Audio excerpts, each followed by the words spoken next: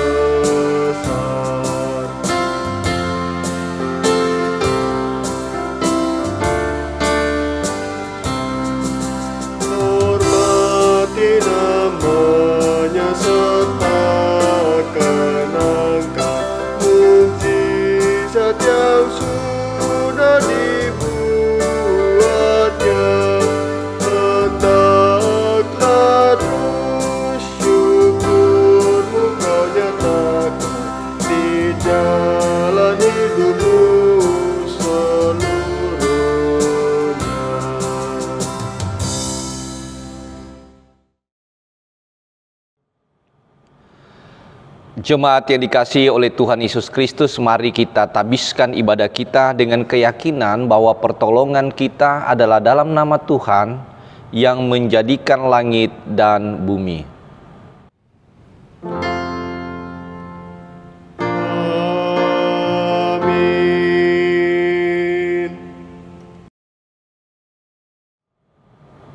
Sebagai nats pembimbing kita pada saat ini terambil dari kitab Nehemia pasal 3 ayatnya yang pertama berkata, "Maka bersiaplah imam besar Eliasib dan para imam saudara-saudaranya, lalu membangun kembali pintu gerbang domba. Mereka mentabiskannya dan memasang pintu-pintunya.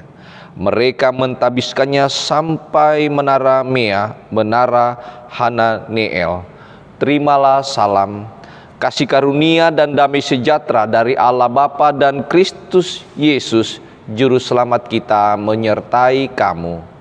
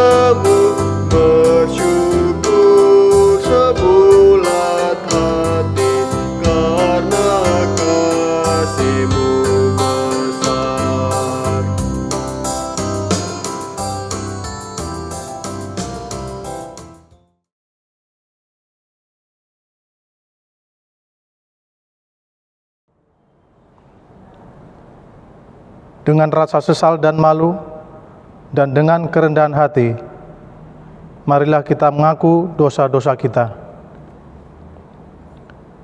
Bapa Maha Kudus, kami mengaku kepadamu bahwa kami adalah umat yang berdosa. Kami telah gagal untuk mengasihi Engkau dan sesama kami. Kami cenderung lebih mengasihi diri kami sendiri. Kami mengasihi hanya supaya kami kembali menerima kasih kepadamu. Kami memohon.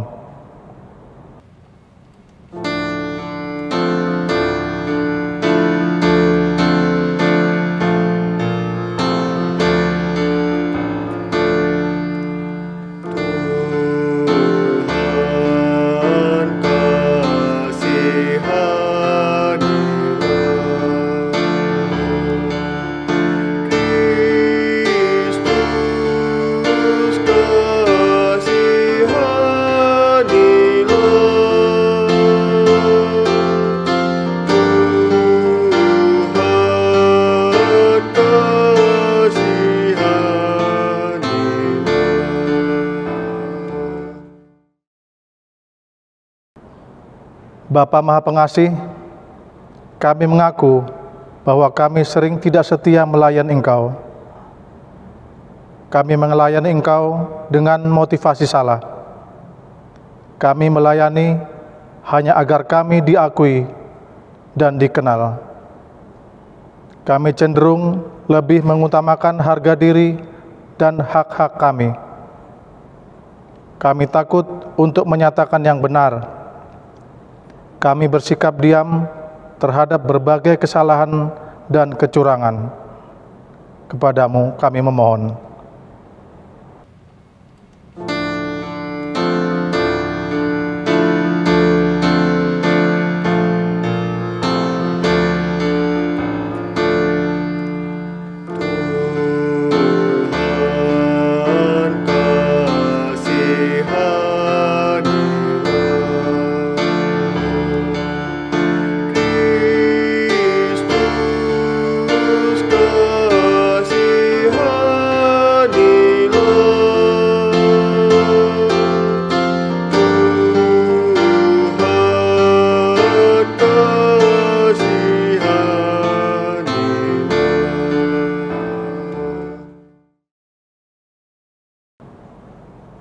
Bapa Maha Penyayang, kami menyadari bahwa sungguh dosa kami bertambah besar, sebab dalam melaksanakan tugas panggilan dan pengutusan-Mu, kami terlalu banyak menuntut, sering kecewa dan putus asa.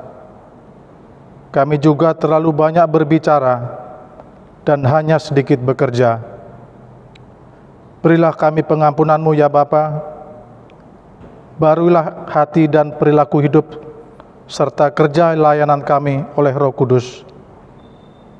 Kami memohon dalam Yesus Kristus, Tuhan dan Penebus kami yang hidup. Amin.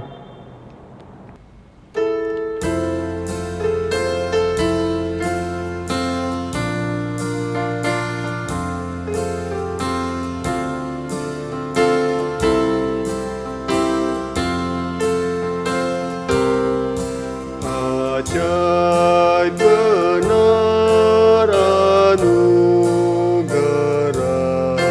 pembaru hidupku. Ku hilang buta bercela, olehnya ku sembuh.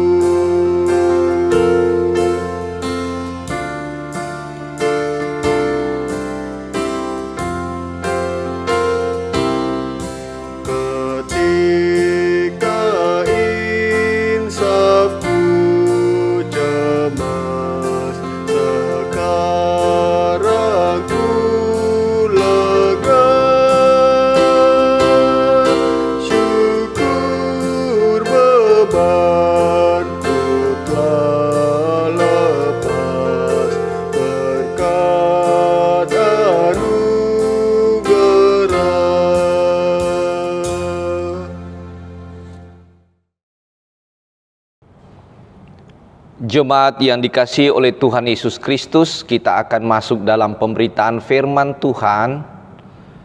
Jika saudara hendak membaca Alkitab yang akan dibacakan, direnungkan, persiapkan Nehemia pasal 3 ayat 1 hingga ayatnya yang ke-8. Nehemia pasal 3 ayat 1 hingga ayatnya yang ke-8. Namun sebelumnya, marilah kita memohon bimbingan Roh Kudus. Kita berdoa. Bimbinglah kami ya Tuhan lewat Roh-Mu yang kudus, di saat kami akan membaca, di saat kami akan merenungkan sebagian dari kitab Tuhan. Mampukan kami untuk mengerti dengan baik, dan ajarkan kami dengan penuh kesadaran memberlakukan setiap firman-Mu dalam hidup kami. Terpujilah nama Tuhan untuk selamanya. Amin. Jemaat yang dikasihi Tuhan, mari berdiri untuk mendengarkan firman Tuhan yang diambil dari Alkitab. Haleluya.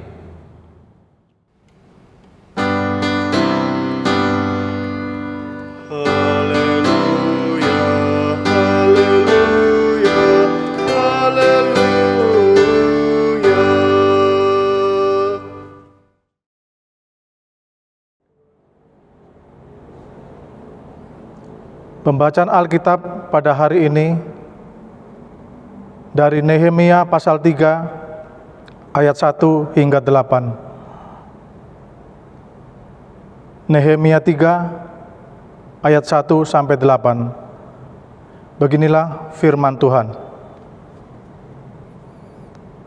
Maka bersiaplah imam besar Eliasib dan para imam, saudara-saudaranya, lalu membangun kembali pintu gerbang domba. Mereka mentahbiskannya dan memasang pintu-pintunya. Mereka mentahbiskannya sampai menara Mea, menara Hananel. Berdekatan dengan mereka, orang-orang Yeriko membangun. Dan berdekatan dengan orang-orang itu, Zakur bin Imri. Pintu gerbang ikan dibangun oleh Bani Sena. Mereka memasang balok-balok, lalu memasang pintu-pintunya dengan pengancing-pengancing dan palang-palangnya. Berdekatan dengan mereka, Meremot bin Uria bin Hakos mengadakan perbaikan. Dan berdekatan dengan dia, Mesulam bin Berekia bin Mesezabel. Berdekatan dengan dia, Zadok bin Baana mengadakan perbaikan. Dan berdekatan dengan dia, orang-orang Tekoa. Hanya pemuka-pemuka mereka tidak mau memberi bahunya untuk pekerjaan tuan mereka. Pintu gerbang lama diperbaiki oleh Yoyoda bin Pasea dan Mesulam bin Besoja. Mereka memasang balok-balok, lalu memasang pintu-pintunya dengan pengancing-pengancing dan palang-palangnya. Berdekatan dengan mereka, Melaca, orang Gibeon, dan Yadon, orang Meronot, mengadakan perbaikan beserta orang-orang Gibeon dan Mispa, yang berada di wilayah kekuasaan bupati daerah sebelah barat sungai Efrat. Berdekatan dengan mereka, Uziel bin Hariaya, salah seorang tukang emas, mengadakan perbaikan, dan berdekatan dengan dia, Hananya, seorang juru campur rempah-rempah. Mereka memperkokoh Yerusalem sampai tembok lebar. Demikianlah pembacaan Alkitab. Hendaklah firman-Nya diam dengan segala kekayaannya di dalam hatimu, dan ucaplah syukur kepada Allah.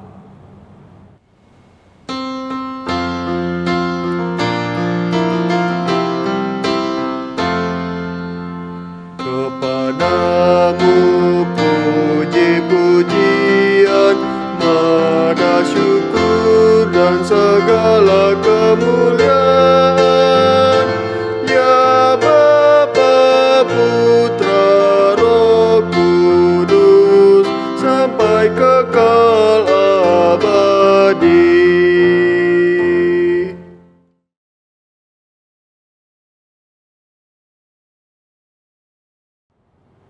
Shalom saudaraku yang dikasihi oleh Tuhan Yesus Kristus. Kita patut bersyukur kepada Tuhan yang masih setia menganugerahkan kehidupan kita dan juga dalam kehidupan persekutuan kita pada saat ini. Kiranya Bapak Ibu Saudara tetap diberkati baik kesehatan maupun juga keperluan-keperluan hidupnya. Jemaat yang dikasihi oleh Tuhan Yesus Kristus, tema kita pada saat ini adalah pembangunan dimulai bersama dengan Tuhan. Pertanyaan pertama bagi kita, saudara, adalah siapa Nehemia ketika kita membaca kitab ini? Nehemia adalah seorang juru minum bagi Raja Artasasta di Mesir. Yang menarik bahwa walaupun dia seorang juru minum, dia dipercayakan oleh raja ini untuk kembali ke Yerusalem, membangun kembali tembok-tembok yang sudah runtuh, dan kita percaya bahwa ini adalah pekerjaan Tuhan. Ini semua sudah direncanakan Tuhan. Saudara bisa lihat dalam Nehemia pasal 1 ayat 3 maupun juga Nehemia pasal 2 ayat 1. Menarik saudara-saudaraku yang dikasihi Tuhan Yesus Kristus, bahwa pembangunan tembok Yerusalem tidak hanya merupakan tugas yang dilakukan oleh Nehemia seorang diri saja. Dikatakan menarik saudaraku karena ternyata dalam pembangunan kembali tembok Yerusalem ini melibatkan banyak orang. Bukan hanya para imam yang bertugas, tetapi juga semua orang-orang Yahudi, bahkan keterlibatan masyarakat lingkungan di mana tembok Yerusalem ini berada. Dan ini sangat menarik saudara-saudaraku. Menariknya adalah bahwa semua mengambil bagian untuk terlibat dalam pembangunan tembok Yerusalem. Itu artinya saudara-saudaraku, mengapa pekerjaan ini, mengapa tugas dan tanggung jawab ini mampu melibatkan banyak orang? Yang pertama saudara-saudaraku, itu karenanya adanya koordinasi yang baik yang dilakukan oleh Nehemia. Dengan adanya koordinasi ini, maka tentunya ada pemahaman bersama tentang tugas dan tanggung jawab masing-masing. Kemudian yang kedua, ada misi dan visi yang sama. Misi dan visi yang sama adalah bagaimana tembok Yerusalem itu bisa berdiri kembali. Yang ketiga, karena tidak ada kepentingan setiap pribadi masing-masing. Semua tertuju, semua tercurah bagaimana tembok Yerusalem itu bisa kembali berdiri.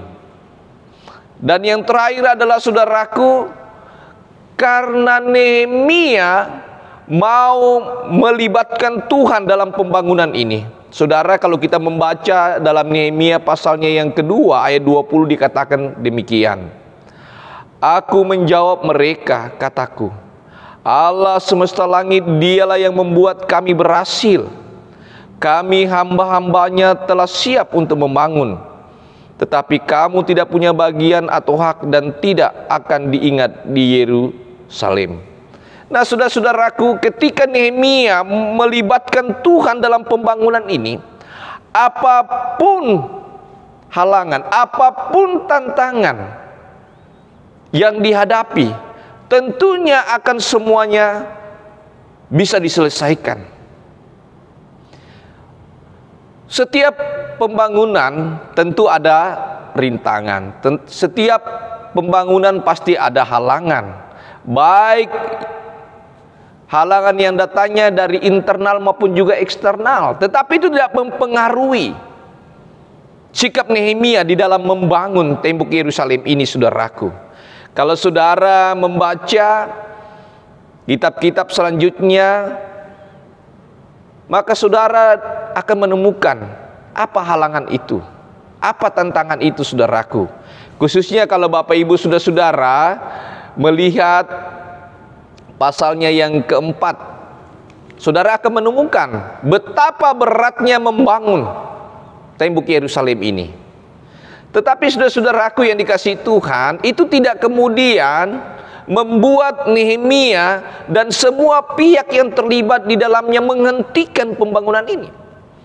Mereka percaya bahwa keberadaan mereka bersama, visi misi yang sama, dan tentunya ketika Tuhan terlibat di dalamnya, maka dipastikan bahwa pembangunan itu dapat berjalan dengan lancar, dapat berjalan kembali sesuai yang sudah direncanakan oleh Nehemia. Nah, saudara-saudaraku yang dikasihi oleh Tuhan Yesus Kristus, dalam konteks kehidupan ber-GPIB, khususnya di bulan-bulan Pelkes pada saat ini, bahwa pembangunan tidak hanya mencakup pembangunan fisik. Saya teringat saudara-saudaraku, ketika 20 tahun yang lalu saya melayani di pos pelayanan GPIB, ada begitu banyaknya pembangunan fisik yang dilakukan oleh karena keberadaan para pendeta-pendeta di berbagai tempat di pos-pos pelayanan. Memang ini penting saudara-saudaraku yang dikasihi Tuhan. Pembangunan fisik juga diperlukan ya untuk memberi ruang yang nyaman di dalam orang beribadah, di dalam ruang untuk memuliakan nama Tuhan. Tetapi saudara-saudaraku, pembangunan fisik tidak cukup dalam kehidupan ber-GPIB. Juga ada pembangunan rohani. Saudara dan saya harus dibangunkan rohaninya, supaya ketika saudara dan saya memiliki rohani yang dibangun di atas firman Tuhan, maka pekerjaan apapun, pembangunan dalam bentuk apapun, itu dapat berjalan dengan baik. Karena kita semua memiliki pemahaman iman yang baik. Karena kita sudah dibentuk rohani kita, sudah dibentuk iman kita. Saudara-saudaraku yang dikasihi oleh Tuhan Yesus Kristus, apalagi saudara di tengah tantangan saat ini, bahwa kehidupan ber-GPIB juga harus membangun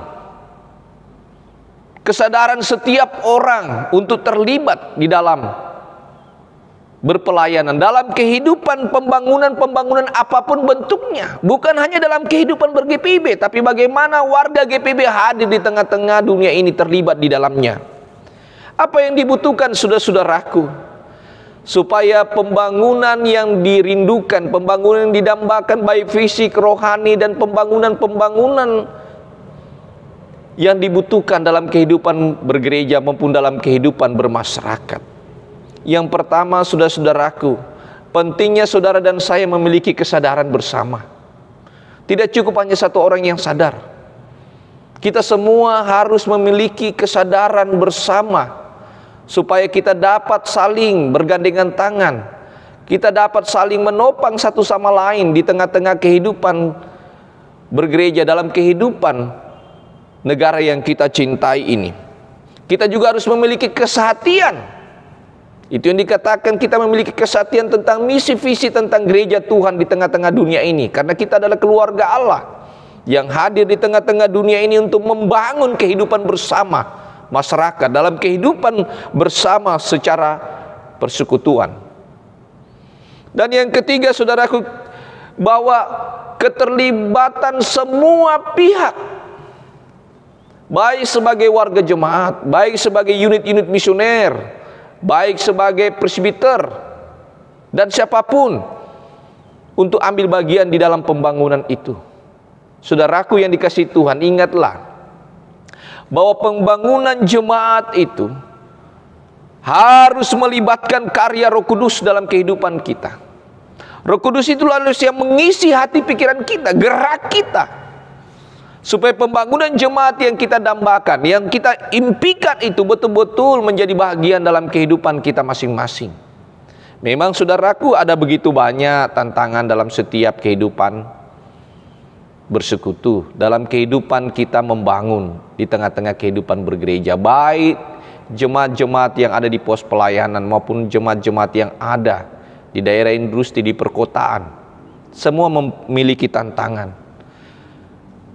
Ada yang tidak mau terlibat hanya dengan alasan kesibukan, hanya alasan karena tidak cocok satu sama lain. Itu berarti saudara-saudaraku, kalau kita memiliki alasan seperti itu, saudara hanya memikirkan diri sendiri.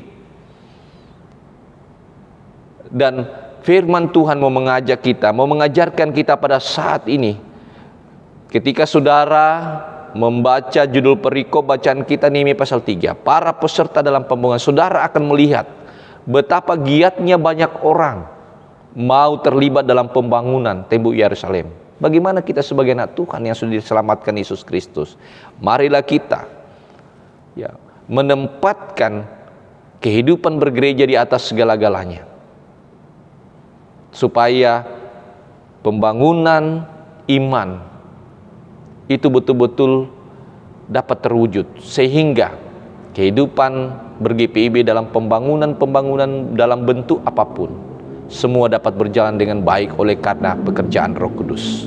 Kiranya Tuhan Yesus memberkati kita semua. Amin.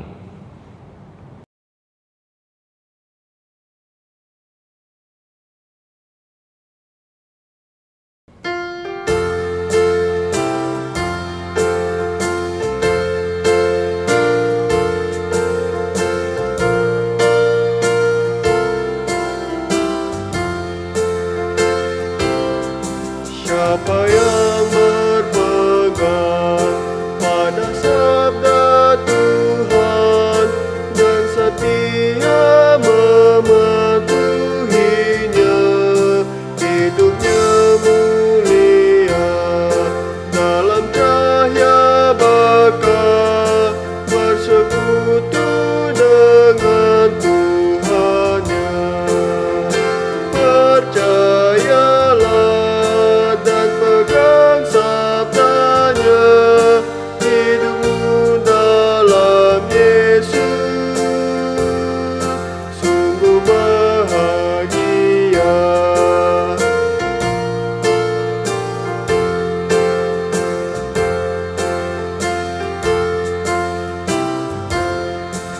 Oh, betapa senang hidup dalam terang beserta Tuhan di jalannya. Jika mau mendengar serta patuh benar dan tetap berpegang padanya. Percayalah dan pegang sabdanya, hidupmu dalam Yesus sungguh bahagia.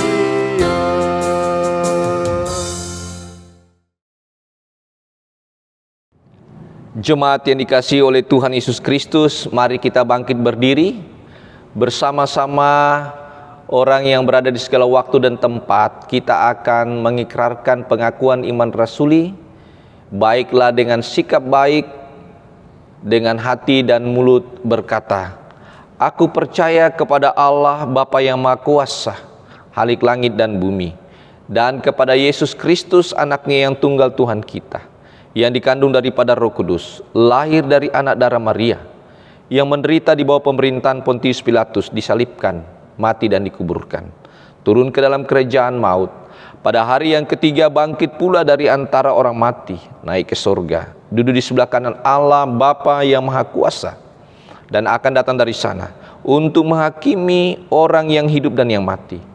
Aku percaya kepada Roh Kudus, gereja yang kudus dan am, persekutuan orang kudus, pengampunan dosa, kebangkitan daging, dan hidup yang kekal.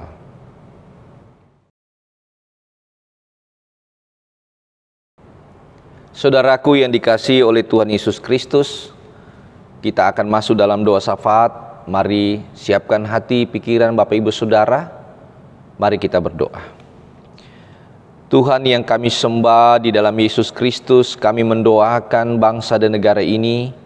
Biarlah NKRI dan Pancasila tetap terpelihara di tengah-tengah kehidupan bernegara. Hamba-Mu juga mendoakan biarlah hikmat Tuhan selalu hadir di tengah-tengah kehidupan pemimpin negara ini, Presiden Jokowi dan jajarannya, pemimpin di setiap daerah, baik gubernur, wali kota, bupati, bersama dengan aparat keamanan, bersama-sama dengan tokoh agama, tokoh masyarakat, untuk memelihara keutuhan negara NKRI dan Pancasila. Tuhan kiranya juga yang memberikan hikmat bagi petugas medis maupun juga para Satgas COVID dalam menangani COVID agar semua boleh berjalan dengan baik. Kami menyerahkan juga mereka yang terpapar, biarlah Tuhan Engkau hadir, menjamah dan menyembuhkan mereka, khususnya anak-anak Tuhan. Mendoakan seluruh keberadaan warga jemaat, para presbiter, unit-unit misioner, maupun juga BPPJ, pekerja-pekerja kantor di gereja sebagai karyawan dan koster, multimedia, juga pemain musik diberkati Tuhan. Berikan mereka hikmat dan sukacita dalam melayani-Mu dan berkati hidup mereka yang setia. Berkati Bapa dalam sorga, para hamba-hamba Tuhan gembala sidang, khususnya pelayan firman dan sakramen di jajaran GPIB. Terkhusus hamba-Mu yang Tuhan boleh hadirkan selaku ketua majelis jemaat ini bersama dengan istri dan anak, berikan kami kekuatan, sukacita dan kesehatan dalam melayani-Mu. Juga kiranya Tuhan memberkati proses perubahan vikaris. Tuhan memberkati Bapak Pendeta Sony bersama Bapak Pendeta David dan keluarga yang juga ambil bagian dalam melayani Tuhan di tempat ini. Bapa dalam sorga, berkati pelaksana harian majelis jemaat GPIB Nus Pratman dalam tugas tanggung jawabnya diberkati oleh Tuhan. Tuhan memberkati juga fungsionaris majelis sinode GPIB, mupel GPIB, lembaga gereja diberkati dalam tugas tanggung jawab mereka semua. Kami menyerahkan akan keberadaan pos-pos pelayanan GPIB yang ada di berbagai tempat di wilayah Indonesia ini. Kiranya Tuhan berkati semuanya berjalan dengan baik. Mereka yang ambil bagian melayani di sana, baik sebagai diaken, penatua, pendeta, dan unit misioner, diberkati kehidupan mereka semua. Kami menyerahkan bagi mereka yang mengalami sakit penyakit, baik di rumah sakit maupun di rumah-rumah, dalam proses pemulihan di dalam nama Yesus. Engkau hadir di tengah-tengah kehidupan mereka semua, khususnya juga orang-orang tua kami di masa tua mereka. Biarlah Engkau hadir agar mereka diberikan kekuatan, kesehatan di tengah kondisi saat ini. Kami menyerahkan proses pemulihan Ibu Sugiono, Ibu Regina, menyerahkan juga Bapak Roni Nelwan dan semua jemaat-Mu. Biarlah mereka diberikan kekuatan dan kesegaran dalam hidup mereka. Mereka yang menikmati sukacita karena usia perkawinan dan usia kelahiran, biarlah Tuhan ajarkan mereka untuk bersyukur menikmati sukacita Tuhan melalui gereja-Mu di tempat ini. Hamba-Mu juga ya Bapa dalam sorga, mau menyerahkan akan semua kebutuhan hidup kami, kesehatan kami, jauhkan kami dari segala virus penyakit apapun. Biarlah Tuhan yang berkuasa memberkati akan vaksin sehingga dapat mencegah akan virus yang terus melanda dalam kehidupan negara ini Tuhan. Terima kasih Bapa di sorga. Kami menyerahkan segala aktivitas kehidupan kami. Tuhan berkati kami. Kami selalu berharap dan mengandalkan-Mu di tengah-tengah kehidupan kami. Ya Tuhan, dalam pengasihan-Mu kami bermohon, dengarkanlah doa kami. Peliharalah kami di dalam kasih Yesus Kristus Tuhan dan Juru Selamat yang telah mengajarkan kami berdoa demikian.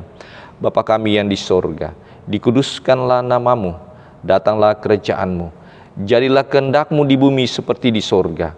Berikanlah kami pada hari ini makanan kami secukupnya, dan ampunilah kami akan kesalahan kami, seperti kami juga mengampuni orang yang bersalah kepada kami.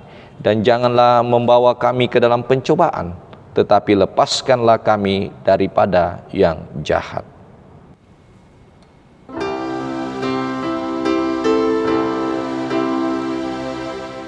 Karena Engkaulah yang mempunyai kerajaan dan kuasa dan kemuliaan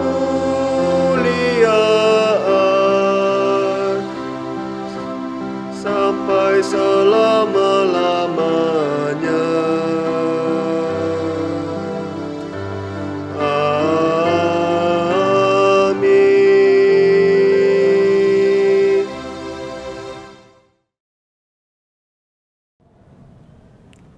Jemaat, marilah kita mengucap syukur kepada Tuhan dengan memberi persembahan kepadanya.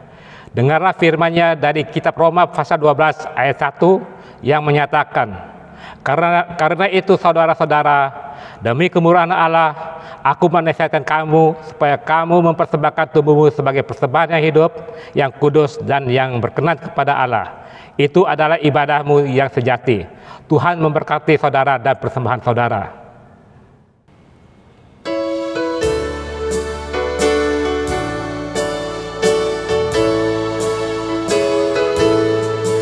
Syukur padamu ya Allah atas segala rahmat-Mu. Syukur atas kecukupan dari kasih-Mu penuh. Syukur atas pekerjaan walau tubuh pun lemah. Syukur atas kasih sayang dari sanak dan teman.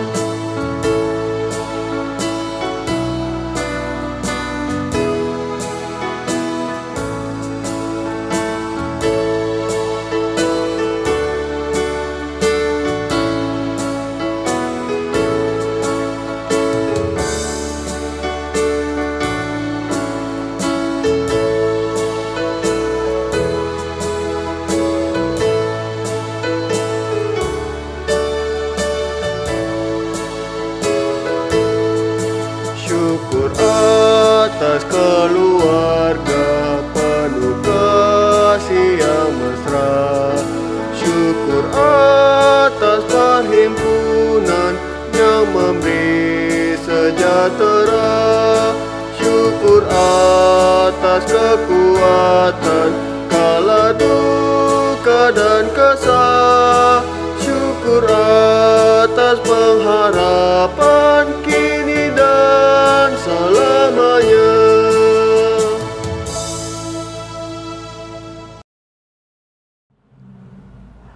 Jemaat, marilah kita berdiri untuk menyerahkan persembahan ini kepada Tuhan dalam doa syukur secara bersamaan. Kita berdoa. Ya Tuhan, terimalah persembahan syukur kami, yaitu jemaat yang telah Engkau selamatkan. Jadikanlah persembahan syukur kami ini sebagai berkat bagi sesama dan bagi pembangunan tubuh Kristus. Amin. Jemaat dipersilakan duduk kembali.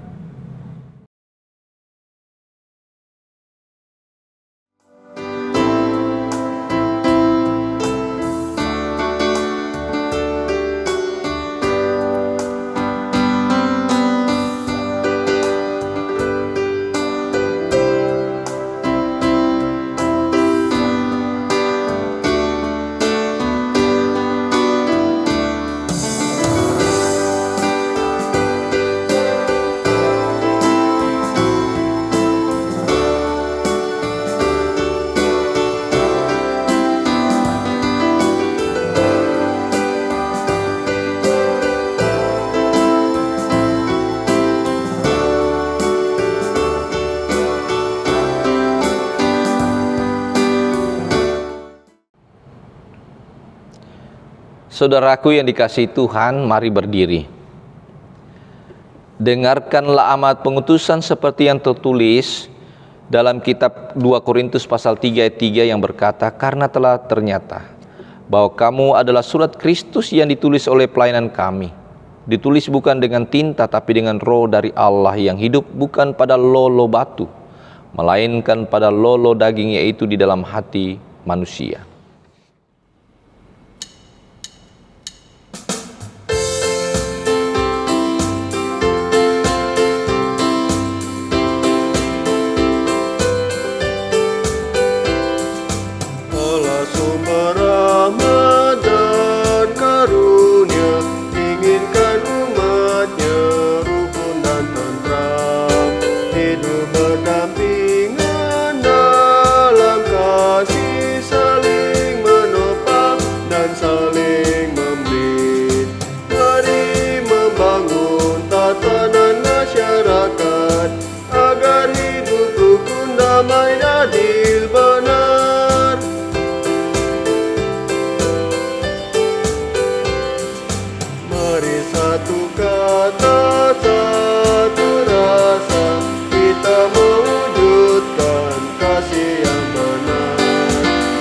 Bersehati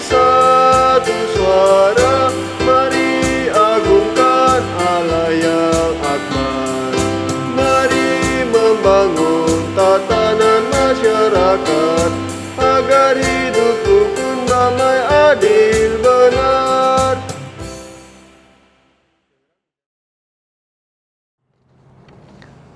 Jemaat yang dikasihi Tuhan, arahkanlah hati dan pikiranmu kepada Tuhan, serta terimalah berkat-Nya. Tuhan memberkati engkau dan melindungi engkau. Tuhan menyinari engkau dengan wajah-Nya dan memberi engkau kasih karunia. Tuhan menghadapkan wajah-Nya kepadamu dan memberi engkau damai sejahtera.